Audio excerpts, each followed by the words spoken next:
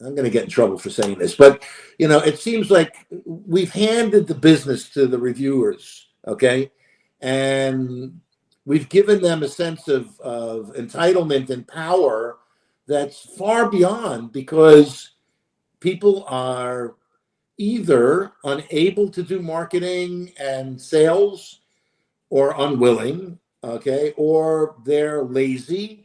Well, I can tell you from my perspective, my speakers have been on the front cover of pretty much every magazine in the world. And I mean, I'm not saying it didn't do anything, but it doesn't make your phone ring.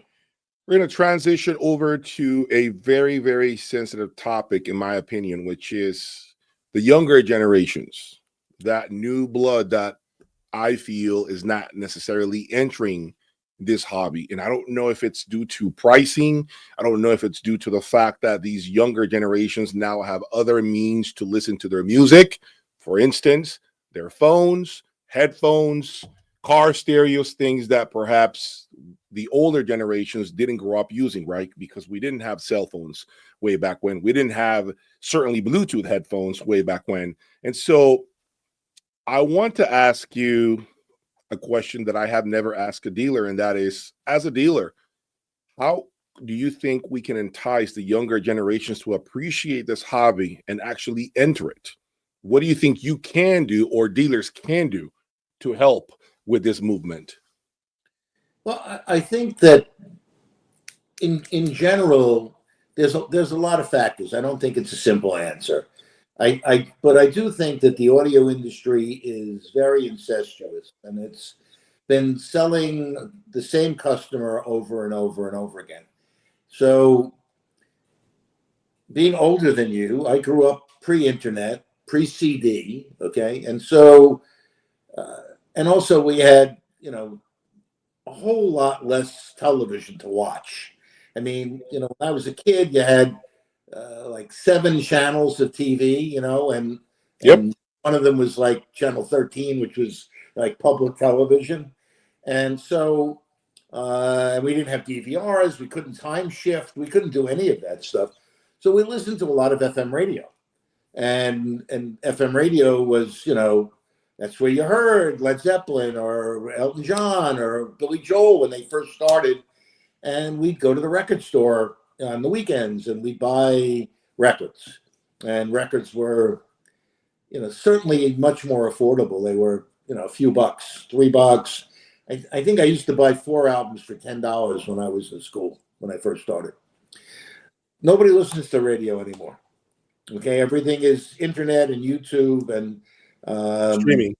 and television doesn't really focus in that. So I think that first and foremost, the audio industry needs to have an epiphany, and that epiphany means that they have to start their marketing and their promotion and even their knowledge dissemination aimed at a younger person. Perhaps they need to do things on college campuses or in high schools or churches or temples or any of those things to show people what it is. I mean, I don't think kids don't like music. I think they do. Very rarely. I mean, every kid's got headphones on and whatever. Right. It is. So I think that if they had the opportunity to see that there is something better than, well, they do know that because they know there's better earbuds and better headphones. So some percentage of them might go to speakers. The problem also is exacerbated by the fact that everything is so expensive. Yep. Kids, Exactly. when they graduate college, have a hard time getting their own place, buying their own house. Okay. Bingo. Thank you. Exactly. To buy Yes. to get a job, all of this is so expensive that for a lot of them, thank God not my kids, but don't have as much disposable income. But I can talk about my kids because that's the one who I have the most experience. They listen to music. They grew up with earbuds and headphones, and my youngest son's really not that much into it. My older son more so, but I think it takes time to grow in it. And whatever we're doing, we've been doing the same thing over and Yes. over and over and over. And you and I talked about this a little bit. the amount of shows is stupid, and the results from shows is even stupider. Okay, it's strictly to me audio tourism. It's for all of your listeners and all the people like that that got nothing to do while their wife is getting their hair done or whatever, or the girl is at the soccer game, and so they go to a show and they poke their head in, and it's window shopping. For the most part, it's window shopping. Got it. Um, and on top of that, to be really honest, most of the sound at audio shows is, I don't want to be too derogatory, is just average. Mhm. Okay. I don't think most people go to an audio show and get their doors blown off. And having done enough of them and know how hard it is to do that, it's why, my company, I don't really want to do many of them anymore. I just don't see the result. I don't know what the answer is. If I did, I would. But I think that we have to start more at the ground roots and um, hit kids in college, hit kids out of work, just starting out of their job, whether it's um, doing events to get them involved at job fairs or um, someplace to catch them in an environment where they get enthralled. I can tell you from my store that the most fun and the best customers that I have in general are people that for some reason manage to find their way in. Okay. And they come in looking for a compact car and they leave with a sports car. Okay. And they leave with that sports car because they had no idea the sports car existed. You know, they've been in a couple of people's houses, they saw a couple of pairs of speakers and they listened to it. And it was just slightly better than background music. How's that? Okay. And I think that all of the people watching this or listening to it, you got to think about your first experience when you kind of got blown away. Okay. Because that probably wasn't in an appliance store. Mhm. That was probably either in a friend's house or something where you listened to something for the first time and said, wow, this is really amazing. Okay. Whether it's your first home theater experience, your first high end audio experience, your first great car, your first great meal. Okay. All of these things turn on a section of your brain that probably wasn't turned on before. I think obviously the hobby is, way too expensive. To your earlier point, Yeah, people are having a difficult time buying a house. A lot of these new college graduates or, people that just recently entered the workforce are far removed, completely far away from being able to pay a mortgage. Where I live in Miami, it's ridiculous. People are moving out because rent is getting astronomical. And so if they're not able to even pay rent, and these are people that are holding jobs, college degrees, right? They're not just scrubs. How the hell are they supposed to enter this hobby in some sort of capacity? So exactly. it's a combination of different factors that I think influence this. I do believe access to cheap technology, really cheap technology, not just cheap technology, such as headsets, Bluetooth headphones, which by the way I use regularly at the gym and even here when I'm listening to YouTube videos. I think that also kind of diminishes their desire to purchase hi-fi stuff.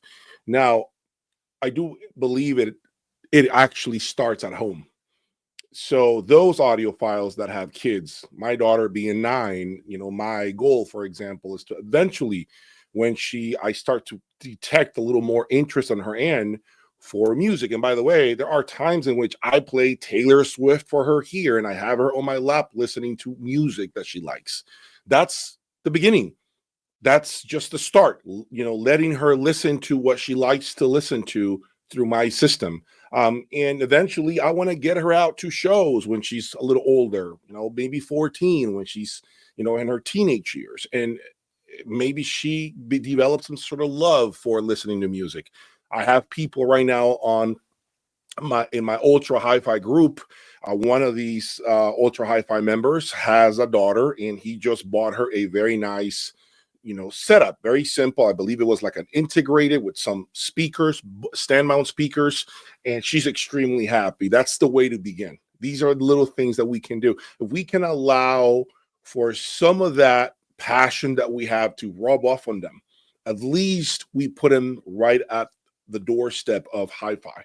And hopefully that bug continues to stick with them and they can carry on forever, right? For me, I started, for example, with my stepfather sending me to the back of his sound system and having me plug in anything that was unplugged. If a speaker cable was, got loose, I was the guy who went to the back and plugged it in for him. That's how I got started. And then all of a sudden I got my first sound system, my bookshelf sound system with the CD player on the top, that carousel three disc layout. And then I never looked back. So that's how I started. So I think we need to be more involved. I agree with you. Shows, although I would love to take my daughter when she's of the right age. I would love to take her to a show. But I think most of the people of my generation and a little bit afterwards, music was an integral part of our life because for a lot of reasons. I mean, I think, this will probably start an argument with your people, but I think most of the great bands, as a matter of fact, I would bet people if they took a piece of paper and listed it, that the overwhelming majority of great bands are pre-1980. And then I'm not saying there's no good music from post-1980, but if you look at these bands, so we had this music explosion. We went from the Sinatras and the Dean Martins to R&B and rock and roll and all the British, the Beatles and the Stones and all of the stuff, which is huge. Today, to be honest with you, I don't think there's a lot of great stuff. I'm not saying there's none, but it's all so overly polished. It's more of a show than music. You mentioned Taylor Swift. I think Taylor Swift was great when she was a country star and first started out and she was making music. Now it's an event. You know what I mean? It's a spectacle. Yeah, yes. You don't even know if these people are actually singing or playing songs. And the other part of it is that the same thing. You want to go take your daughter to Taylor Swift, okay? It's a week's paycheck, okay? And then you're sitting in the nosebleeds in some football stadium. I mean, I grew up going to concerts in high school gyms and college gyms, and I saw Hendrix in a gym. I saw the Allman Brothers in a gym. I saw that kind of stuff. I mean, music was an integral part of our life. I don't know how you fix that, okay? I can't tell you what's coming, but it all goes back to, sadly, everything is really expensive. I mean, how much does it cost to go out to dinner with your wife, versus what it did 20 years ago? Audio needs to be, number one, less elitist. It's become very elitist. And it's not inviting. I mean, let's face it, it's not inviting. There's a lot of haters. Yep. And that part I don't understand. Why you have to hate X to like Y. Okay. I mean, music is beautiful. I can't live without music. I've told you before, I'm not a gear guy like you. I'm more about the music. The music to me centers me and keeps me sane. Mm-hmm. And it's a tool. I think the equipment is a tool. I just think that the whole thing has got caught up with more expensive means better. And the more expensive I make it, the better people perceive it. And that's a lie. Is there anything that you feel manufacturers can do to help this hobby? Or is there anything? Because I keep asking myself that question, but I want to hear someone else's point of view. What can manufacturers be doing to help this hobby out, not make it worse? Well, I think, first of all, I think manufacturers have to, they should retain their competitivism, but I think we need some more cooperation. Okay. It's very divisive. Are you talking about the audio mafias? Is that what you're referring to? In general, most audio companies wouldn't say anything good about anything else. They don't want to cooperate. They're only interested in their own thing. They've been doing the same thing for so long. The typical thing is, I got a product, I give it to a reviewer, he makes a thing, blah, blah, blah. Okay, that hasn't worked in 40 years. Okay, so perhaps if we, I'll phrase it this way. I had a friend of mine when I lived in New York that was a car dealer. Okay, and it's certainly not the cleanest industry in the world. And he was a Chrysler dealer, and they would cut each other's throat for $10. But they have a Chrysler dealer in every other town, Hmm. and they probably still do in most parts of the country. You know, it's this town, and then 20 miles away there's another one. They sell the same crap. Every dealer sells the same crap. It's exactly the same crap. It's not different crap at all. Okay. Okay. Yet they all make a living, and what they do is they all belong to these groups, local groups. Like in this case, it was the New York, New Jersey, Connecticut Chrysler Dealers Association.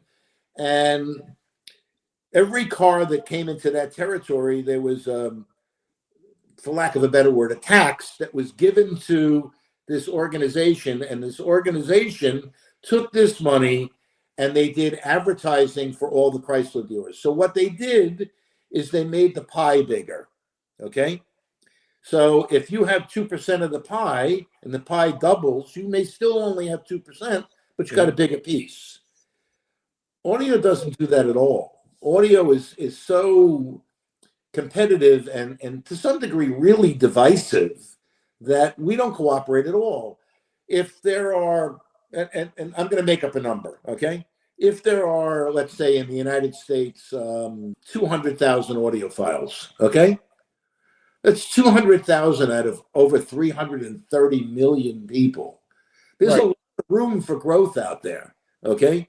Um, Even if we took the 200,000 and made it into 400,000, which is doesn't sound like a big deal to do, right? Um, we would expand the business and everybody would get more business. There are people out there, it's mind boggling to me, that have channels about stuff that I have no interest at all, that have millions of followers. Yep. Okay. Imagine if you had 250,000 subscribers. Okay. You could drive a lot of people to new places now Yep. because they all wouldn't be the same people that you have now. They'd have to be different people. Agreed. So, how do we get there? Okay. What we seem to do is keep duplicating the same thing over and over again. We had one show, then two shows, then four shows, then eight shows, then 16 shows. It's the same thing over and over and over again. There's nothing unique about any of them. We don't really have a unified voice out there speaking for the industry to do whatever is necessary to get promotions. Like I said, I think if kids got music appreciation in schools or colleges, if we as an industry perhaps could do um, audio demonstrations for college kids. Okay. Like, I'll give you an example, an idea I had, and I couldn't find anybody to, two of them, the ideas that I wanted to do. I tried to get a group of manufacturers. Right now, going on in Las Vegas is the World Series of Poker. Okay. It's there for 8 weeks. These are mostly young people with a lot of money gambling. Okay. They play poker, they sleep, they eat, they play poker. How about renting a room in one of these hotels in Las Vegas and putting together a couple of systems or so? So when these guys are on break or they're not playing, they could come in and listen to music for free. Every single one of those guys has got money. They all listen to headphones, so maybe they would like to listen to music. Okay. Or why not do something that goes on? Maybe television is not a good example now, but like I had this other idea. I wanted to do the World Series of audio, where we'd find a location where there are three or four identical rooms and put together these teams to build the best systems that they possibly could and give them 7 to 10 days to really put this together and do the room treatment and do all the rest of the stuff. Invite people to come and listen to them, charge them to come to listen, and donate the money to charity. Okay?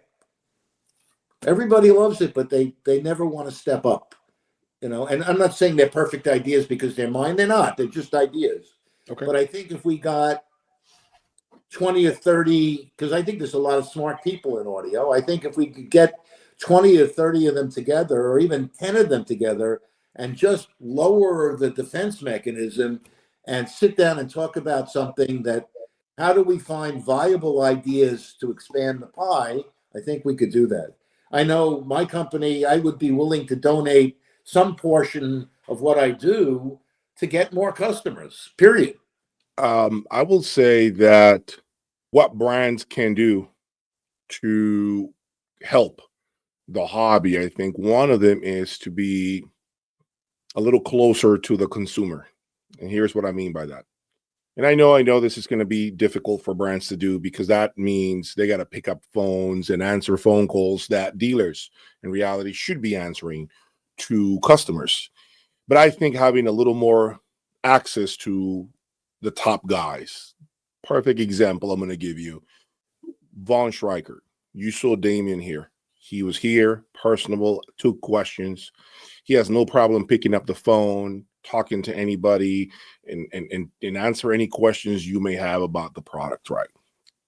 I'm going to tell you that's one of the biggest and strongest things that this brand, Von Stryker, has going for it. How accessible the CEO of the company is. That cannot be said about other brands. And I don't know if they want to create this godlike personality, this godlike force that is only something you can imagine, and someone that whose feet come off the ground because he's that untouchable. And so that creates this illusion of being a special product because you can't even talk to the main guy. I think to me, that's a stupid approach. I think the main guys, the CEOs of the company need to get closer to consumers, need to show their face more often. That's one thing. Another thing that I think needs to be implemented, and hopefully this is something that some brands can understand, and the importance of it is they are very stuck in the 90s in terms of marketing. You are a perfect example of someone who just finally went back to a brick and mortar operation, opened up doors. You are seeing how important now social media is. It certainly isn't the way social media was handled when you had a store way back when. It's completely different. And I think some brands are not keeping up with times. They're not understanding your website needs to be on point. They're not understanding you need to be everywhere if you can afford it. Okay. A lot of brands, and I don't want to give out names of brands because then I'm the bad boy. I'm the guy who's bashing brands, but you know what I'm talking about. Websites that look like they're from 1990. There is no social media presence. They barely make it to shows. They think they're that good that they don't really have to do anything. And I'm here to tell you that doesn't help you as a brand.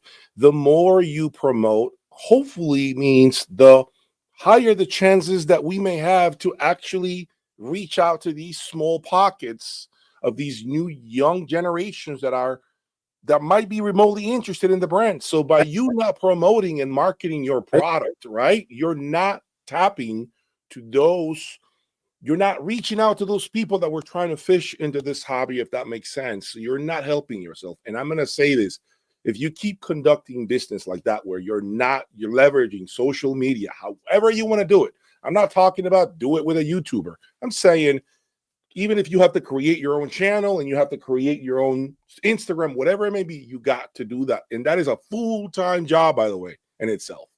So those are the only two things that I can think of right now. You were going to say something, Elliot? Well, I agree with you that I think that the industry has turned over their marketing and promotion to the people that aren't customers. Okay. I mean, I say this all the time. They're building product for the one guy that never writes a check.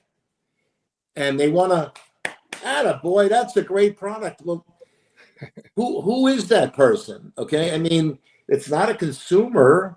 Okay.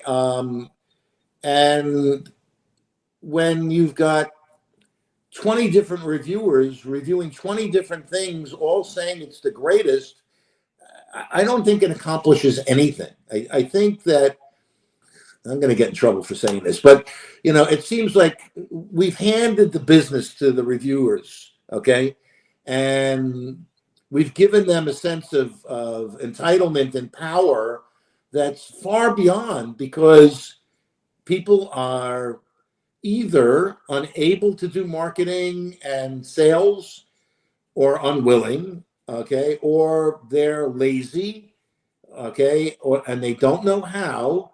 And back in the 70s and the early 80s, when magazines like the Absolute Sound had Harry Pearson, and Harry Pearson would come out and write a review and say, "This pen is the best pen in the world, and it sounds better than any other pen." The next day, the phone rang. Okay. Well, I can tell you from my perspective, my speakers have been on the front cover of pretty much every magazine in the world. And I mean, I'm not saying it didn't do anything, but it doesn't make your phone ring. The reality of this is doing the same, this is Albert Einstein, doing the same thing over and over again, expecting different results is the definition of insanity. Okay. Um, if we leave the business to people that have no skin in the game, okay? And for the most part, this is, if you're a writer, it probably means you have a face for writing and a personality for writing. That's not all of them, obviously, but most of the reviewers and stuff that I know are not outgoing and charming and whatever. Not all of them, some of them are. But why aren't more, and by the way, to answer your question about the same thing, a lot of guys that own these companies or the engineers are not outgoing people, and they're not salespeople, Agreed. and they are engineering types and quiet types, and I understand that. But our industry, and that's why I said something collectively, I'll just throw this out at you, and this is a grandiose idea. If we could find 30 or 40 companies to contribute to a marketing fund. Probably couldn't do anything in the first year, but let's say you have 40 companies donating $10,000. Okay. At the end of over a year, at the end of the year, you got a nice budget. Okay. Mhm. Where you could take that money and let's say start a social media channel with not Jay and not the other people, but a professional spokesperson. Why don't we have any of that? I think it's one reason. This is a niche, and the car industry has far more followers. I don't I don't think, even, and I'm okay, gonna, if we had 200,000 people following a YouTube channel, I'm not even talking about that. Trust me, if you were a hot chick with a bikini, you could have 100,000 followers. yes, it's true. But remember, where the waters you walk on, or the space that we occupy on social media and in the industry is so small that, for example, if I wanted to gain traction and get larger, I would start buying headphones. I would start buying AirPods, even talking about the next iPhone or the next Galaxy phone, Samsung phone, and then my subscribership will go up higher and higher and higher. But the reality is, because I'm more focused on a specific demographic, I just think that I don't know if I'm going to crack six figures when it comes to subscribers. I honestly don't know. And if I were to make entertaining content, for example, if I started to, let's say, pay a video editor to make more polished content with like a storyline to it, right? I go to a store, I listen to a system, and I buy something, bring it home, and I don't know, I pretend that in my space it sucks. If I made it something like that, right, which takes a lot of, as you know, time, effort, camera, someone has to hold the camera, video editing. It costs money. Most people don't understand that costs money and time. But if I did that and I made it entertaining, what happens is the audiophile community that we have today, Elliot, is very critical. They're going to start seeing you as, oh, this dude is just a soap opera. There's nothing serious about this guy, because you're creating entertaining content. I think we don't make entertaining content as an industry. If you look at some of the YouTube channels that deal with high end, it's almost like they're reading from a teleprompter, because it's more like, to your point, they're reading off a script It's and boring. they're telling you the specifications. And so It's boring. it's boring. And so that could easily be another reason why the younger generations are not attracted to it, because it feels boring. We need 40, 50 companies put together and hire some people that can do professional stuff to make it entertaining. It's not about knobs and buttons and wires. I mean, Agreed. it has to be. To me, we need to talk about what music means, what it does for you, what having a hi-fi system does to you. I was around at the beginning of home theater. I mean, basically, home theater is a television with speakers. I mean, that's what it is. Yep. You can call it anything you want. It's a television with speakers. Okay. It blew up. Everybody, it was, I got to have a home theater. I got to have a home theater. Everything became about home theater. Everybody wanted to buy a home theater. It was great for the audio industry because instead of selling 2 speakers, you sold 5 and a subwoofer. Okay. Right. Yep. Yep. And I was selling back, especially analog, shit tons of wire. Okay. Because you needed tons of wire to make this work. It was cool. When I was the kid, it was cool to have a stereo. Then it became cool to have a home theater. It's not cool. All right. So I have one last question for you to wrap this up. And I want you to give me your best shot. Where do you see this hobby in 5 to 10 years from today? I hope first of all we can find a way of making it cool again, because it used to be a lot more fun than it is today. As a dealer, it's not a lot of fun anymore. I got to tell you, it's just not. You're dealing with the same people over and over again, and it's just not as much fun. I love music, and I try to do the best I can with my clients, but people have become very difficult. Let's leave it that way. I think that if the industry is going to grow, and I think it can, okay, I don't think it's dead by any stretch of the imagination. We are going to have to find a way to work together somehow, okay, and expand what we do.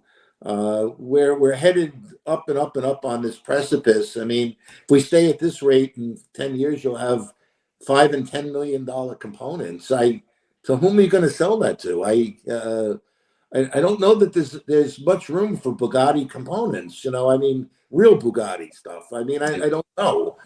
I see these $1 million speaker systems, and even if at best, and I'm going to be very generous, you could sell 6 or 8 of them. How does that affect anybody? Okay, it's. I don't know that you have to make stuff for $200, but I think that, and I'm a big believer of education. I think there needs to be an educational process that helps us open the market to people to love music again.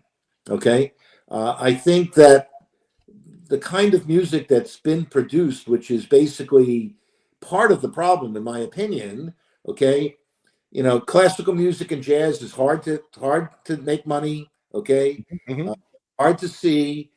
Rock and roll has kind of got old and died, and now you have this conflation of hip hop and pop and rap. And I'm not sure, and people are going to hate me for this, that most of this music is really um, aimed at owning a really good hi-fi system. I don't think you need it. Okay. Maybe you could answer better than me. I mean, do people sit down with hip hop records and albums and listen to the whole album on speakers? I mean, I don't know. I mean, I remember when we had Crosby, Stills and Nash or the Beatles, or I was a Jethro Tull freak. I mean, when Tull came out, this was like a major event that once a year when they had the record, we would get together, we'd get high, we'd listen to it, okay? We'd analyze it, we'd play it over and over again. Some of my friends, to be honest with you, are still like that, but most of us are stuck in the 70s and 80s. Most of what we like came from the 70s and 80s. And there's some stuff that's come out in the last 20 and 30 years that I like, but most of it is overproduced, average stuff. I mean, uh, I don't know. I think people got to love music enough to want to own a system, and we've got to teach them what a system can do for them, and we have to make it less elitist and less snobby and more inviting, and allocate our resources in a different way. And again, I don't know how much money is spent each year on a show, but I don't think that all of those shows expand the industry very much. Oh, so you think audio shows are, in your opinion, a waste of time? I can't say that they're a waste of time. I just don't think that they're effective in that way. They're effective in one way, but not the other way. I don't think they expand the industry. Okay. Now, Okay. it's audio tourism. I mean, it's a good way to get stuff out for dealers and people interested in audio to see it. But I don't know that spending multiple millions of dollars combined on that really brings the desired result. My only concern with diminishing the value of an audio show is a hypothetical question here to myself. If audio shows were done, we don't see them anymore. How the hell do we see a collection of so many brands under one roof? Well, I didn't say to get rid of all of them. I just don't think you need one every month. And that is actually the case for the first 2 quarters of every year. I mean, you basically start at February, March, April, May, June. It's shows back to back. And so I do agree that it's getting oversaturated.